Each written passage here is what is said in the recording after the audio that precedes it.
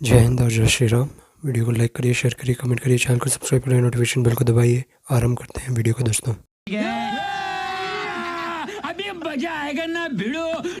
जब पीडीए की बात करते थे हम आदिवासी और यहाँ पे दलित की बात करते तो इनको क्या लगता था, अरे रे समाज बांटने की बात कर रहे, समाज बांट देंगे। आप बताइए कि आपने उत्तर प्रदेश के अंदर में जिस तरह से बीएचयू में बच्ची के साथ अन्याय हुआ उस पर कुछ नहीं बोलेंगे। उन्होंने बीएचयू की बात की। बीएचयू में निश्चित रूप से बीजेपी के, एबीवीपी के, बीजेपी के कुछ कार्यकर्ता शामिल थे। उनको पार्टी ने न केवल निकाला, उनके ऊपर कार्रवाई भी हुई, परंतु गायत्री प्रजापति कन्विक्ट हुए, फिर भी अखिलेश जी ने उनके साथ खड़े होने का काम किया और उसकी पत्नी को टिकट दिया। ये अंतर है हम और उनमें। बॉयज विल बी बॉयज जिन्होंने कहा, अबू आजमी के साथ ये खड़े हैं, आजम खान जिन्होंने रमा देवी का अपमान किया उनके साथ ये खड़े हैं। और आज जिस प्रकार से शारदा राठौड़ से लेकर सिमी रोजबेल जॉन से लेकर जिस प्रकार से हम लोगों ने देखा इंपोर्टेड माल, रिजेक्टेड माल, ये कमेंट्स आए तो उस पर क्या बोला समाजवादी पार्टी ने? अनुराग जी ने अभी पीडीए की बात की। मैं तो कहता हूं स्वागत करता हूं मैं इसका। नवाब यादव ने पीडीए से आने वाली बच्ची का बलात्कार किया, नवाब यादव को निकाला क्या? और उसके अलावा आप बता दीजिए कि पीडीए की बात करने वाले 370 हटाया गया, तब तो पीडीए समाज को अधिकार मिला ना जम्मू कश्मीर में, वाल्मीकि समाज को। आज उसके खिलाफ कौन खड़ा है? इंडिया अलायंस ने रेजोल्यूशन पारित किया। चलिए छोड़ दीजिए, एएमयू में पीडीए का आरक्षण काटा किसने? कांग्रेस ने। आप बता दीजिए एएमयू में एससी एसटी का आरक्षण होना चाहिए, हाँ या ना? और चौथी बात, आपने मोहित पांडे की बात की, उस पर तो पूरी जांच भी हो रही है, उस पर पूरा कार्रवाई भी हो रही है, परंतु आप तो अगड़ों की बात कर रहे हैं। केवल आपको हाथ हिलाने के लिए टीवी पे भेजेंगे या टिकट विकेट भी देंगे?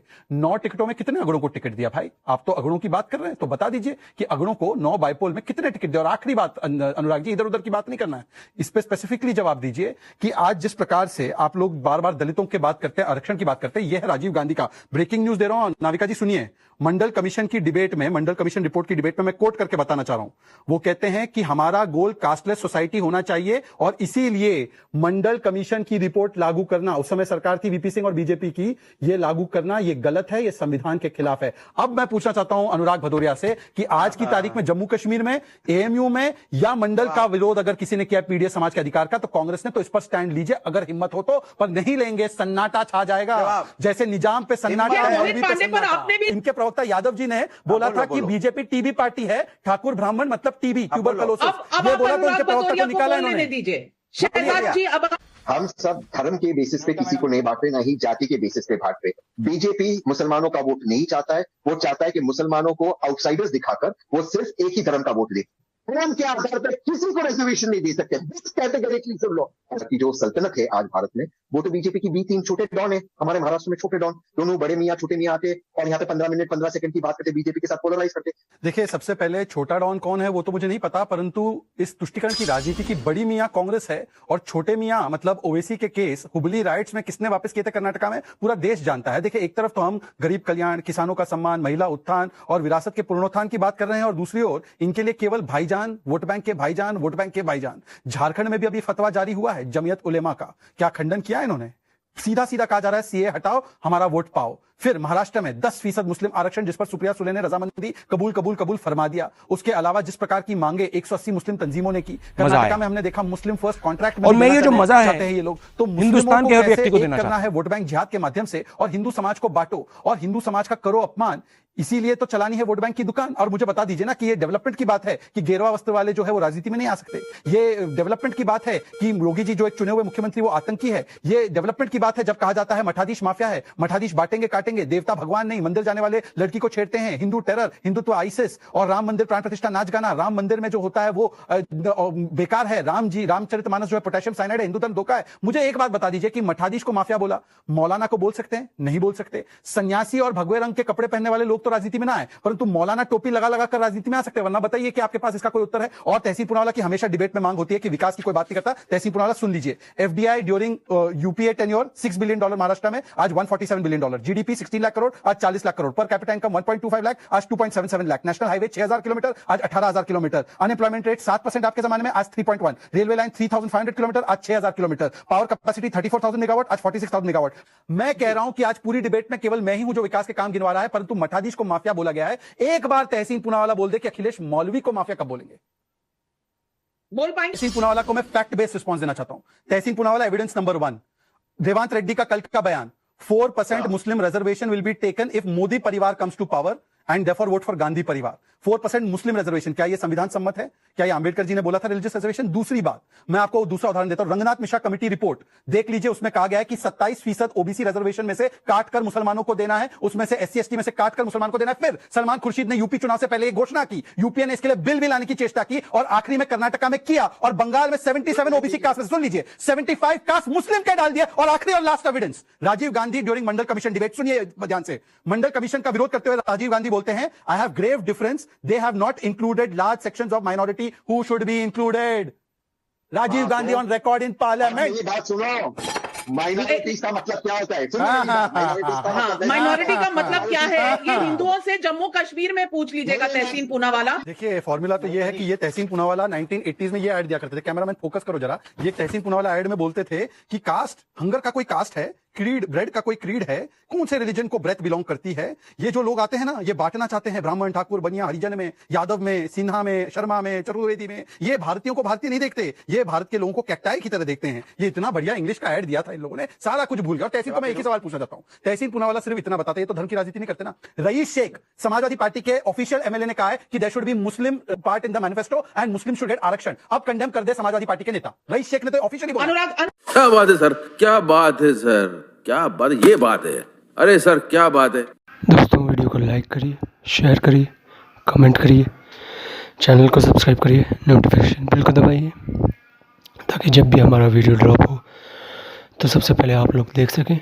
और आपका क्या सोच है, आपकी क्या विचारधारा है, आपको वीडियो अच्छा लगा, बुरा लगा, या मेरे को बोलना चाहते हो कि आप ये इम्प्रूवमेंट कर सकते हो, वो इम्प्रूवमेंट कर सकते हो, या आपको बहुत अच्छा लगा, जो भी आपका राय हो वो ज़रूर कमेंट्स में दीजिए, क्योंकि ये बहुत इम्पॉर्टेंट वर्क कर रहा हूँ मैं इधर, तो फिर ज़रूर कमेंट करिए। तो फिर इस वीडियो में हमारे शहजाद पूनावाला वर्सेस अनुराग भदौरिया और तहसीन पूनावाला होने जा रहा है। और जैसे आप लोगों को पता है, समाजवादी पार्टी जो 4 इलेक्शन साइकिल से बीजेपी से हारते रही है और हारते ही रही है, क्योंकि उन्होंने 2 ही वोट बैंक को पसार के रखा हुआ था। वो था एक उनका जो यादव वोट बैंक है और उनका एक मुसलमान वोट बैंक है। ये 2 वोट बैंक उनको एक पुष्ट जाता था, इसलिए वो बीजेपी की जो एक एकत्र हिंदुत्व की जो एक वोट बैंक थी उसको ब्रेक नहीं कर पा रहे थे। और वो ब्रेक नहीं करने के कारण से वो इतने निराश और हताश हो गए थे कि उन्होंने बहुत सारे ब्लंडर्स भी किए और बहुत सारे गलत चीज़ें भी किए, और धीरे धीरे वो एंटी हिंदू से थोड़ा सा न्यूट्रल होने लग रहे थे। पर जैसे आप लोगों को पता है, जब एक बंदे को, या एक शेर होता है ना, शेर के पीछे जब गीदड़ दौड़ के फट जाते हैं और अकेला पा जाते हैं ना, एक पूरा झुंड गिदड़ों का, हाइनास का, तो फिर उसको पहले इंजरी करके ब्लड दिखाई देने लगता है ना शेर का, तो फिर ये पूरी तरह झुंड में आके मारने की कोशिश करते हैं शेर को, और कई हद तक सफल भी हो जाते हैं।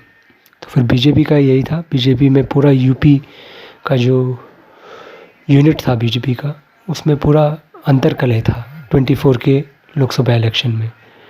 और ऊपर से उनकी जो लीडरशिप थी वो पूरी तरह सोच रही थी कि नरेंद्र मोदी की जो कैरिज्मा है और राम मंदिर के कारण उनको वोट मिल जाएगा, और वो 400 पार का जो नारा है उससे भी बहुत ज़्यादा खाती हुई थी। वही अभी उनको एक चमेट पड़ा था, बिल्कुल चमाट पड़ा था, बिल्कुल करारा पड़ा था बीजेपी वाले को उत्तर प्रदेश में। बिल्कुल अनएक्सपेक्टेड रिज़ल्ट आया था। अगर उत्तर प्रदेश में ही बीजेपी समझ लीजिए 60-55 ऐसे ही कुछ हो जाता तो फिर बीजेपी इतनी खस्ता हालत में नहीं होती पूरे देश में। अभी अकेले में 240 नहीं होता, 260 होता, 270 होता, 265 होता, पर इतनी बुरी हालत में नहीं होती। और वो बुरी हालत किसके लिए आई? क्योंकि समाजवादी पार्टी ने हिंदुओं को बांटने में पूरी वो जो कास्ट पॉलिटिक्स में महारत प्राप्त करने की कोशिश कर रहे थे ये लोग। और बीजेपी ने जो कास्ट पॉलिटिक्स खेल रहे थे, वो हिंदुओं को, बटे हुए हिंदुओं को एकजुट करने के लिए कास्ट पॉलिटिक्स खेलना उनको मजबूरी हो गई थी। पर 24 इलेक्शन में उन्होंने वो पॉलिटिक्स खेलने छोड़ दिया पूरी तरह। उनको लग रहा था कि उनका जो विश्वास है, विकास है, सबका साथ, सबका विकास, सबका विश्वास, सबका प्रयास, सबका ये, सबका वो, उसके कारण उनको मुसलमान भी वोट कर देंगे, पर वो हुआ नहीं।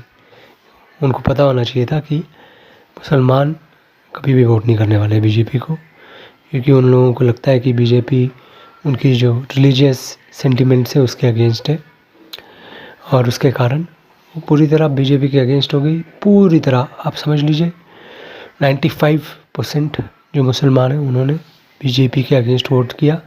बीजेपी की जो गवर्नमेंट है यूपीए की, उसने सब कुछ दिया उनको, घर दिया, राशन दिया, सब कुछ दिया। और वो जैसे आपको पता है डेमोग्राफिक इम्बैलेंस उनका कैसे हो रहा है अभी धीरे धीरे।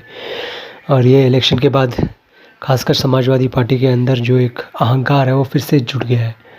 उसके कारण ही ये अनाप शनाप बयान दे रहे हैं ये टेलीविज़न चैनल्स पे आके, पीडीए, पिछड़ा, दलित और अल्पसंख्यक। और बीजेपी ने भी एक पीडीए करके रखा है, पिछड़ा, दलित और अगड़ा, वो बीजेपी का पीडीए है। देखते हैं इस जो इलेक्शन होने जा रहा है इस टाइम उत्तर प्रदेश में, जो बाईपोल का इलेक्शन होने जा रहा है, उसमें 9 सीटों में इलेक्शन होने जा रहा है। उसमें से बीजेपी कितने भी जीतता है वो डायरेक्शन पता चलेगा हमें कि बीजेपी सही रास्ते में जा रहा है, जो ये बटोगे तो कटोगे, ये काम कर रहा है या नहीं कर रहा है। जैसे आपने देखा है हरियाणा में तो बहुत अच्छी तरह काम किया था, और वो काम करने के कारण ही जो दूसरी लीडरशिप थी पूरी तरह, वो जो बीजेपी के अगेंस्ट हो रही थी वो पूरी तरह खत्म हो गई।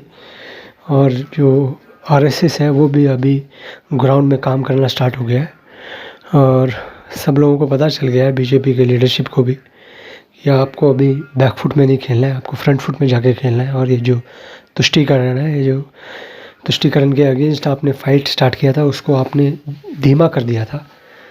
ये 19 के इलेक्शन के बाद आपने 370 हटा दिया, आपने सीए लगाया, पर आपने इतना लेट कर दिया सीए को इनैक्ट करने में कि उसका जो डिविडेंड्स आपको मिल सकता था उसका पूरा डिविडेंड भी नहीं मिला आपको, और आपको एक वीक गवर्नमेंट बोल दिया। इसके कारण जब 24 इलेक्शन में आपके जो हिंदुत्व वोट बैंक था वो भी घर में बैठा रहा, उसको लगा 400 पार है, या बहुत सारे को ये लगा कि ये मुसलमानों को ज़्यादा ही तरजीह दे रहे हैं, इसलिए वो वोट करने ही नहीं आए बाहर निकल के।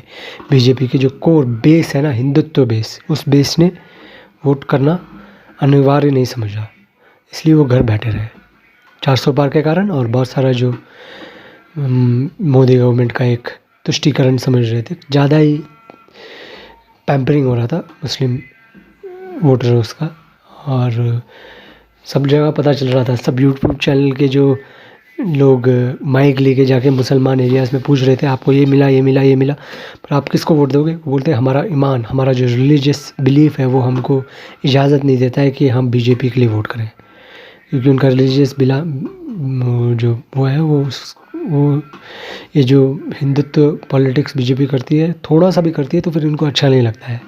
इनको इनके लिए पॉलिटिक्स करना है, ये समझते हैं कि ये अभी भी मुग़ल काल में रिलीजियस इनका जो एक दबदबा है ना, पॉलिटिकल दबदबा, वो उनको चाहिए, वीटो चाहिए। मेरे को लगता है इस महाराष्ट्र इलेक्शन में पता चलेगा हम लोगों को, महाराष्ट्र, झारखंड और ये जो बाईपोल्स हो रहे हैं, कि ये दबदबा है या ये एक फ्लूक था, जो ये 24 का लोकसभा इलेक्शन था। फ्लूक है तो फिर बहुत बुरी तरह फंसने वाली है ये जो कांग्रेस, समाजवादी पार्टी और महाविकास अघाड़ी की शरद पवार और दूसरे जो लोग हैं। अगर ये हारेंगे तो फिर बहुत बुरी तरह फंसेंगे, और फंसना भी चाहिए इन लोगों को। फंसेंगे तभी जाके हमारे देश में अच्छा काम होगा। और BJP should fight very well, very hard in Maharashtra में तो बोलता ही बहुत कट्टर तरीके से लड़ना चाहिए, जीतने के लिए लड़ना चाहिए, ताकि ये जो एक डिविजिव पॉलिटिक्स है पूरी तरह ख़त्म हो जाए। और यूपी में भी बाईपोल्स में एटलीस्ट 6 सीट्स बीजेपी को जीतना चाहिए, ताकि उधर रिवाइवलिज्म हो जाए। तो फिर दोस्तों बहुत निर्णायक इलेक्शन होने जा रहा है। 23 को हमको पता चलेगा रिज़ल्ट, तब भी हम देखेंगे और वीडियोस बनाते रहेंगे। तो फिर वीडियो को लाइक करिए दोस्तों, शेयर करिए, कमेंट करिए, चैनल को सब्सक्राइब करिए, नोटिफिकेशन बेल को दबाइए। हर हर महादेव, जय श्री राम।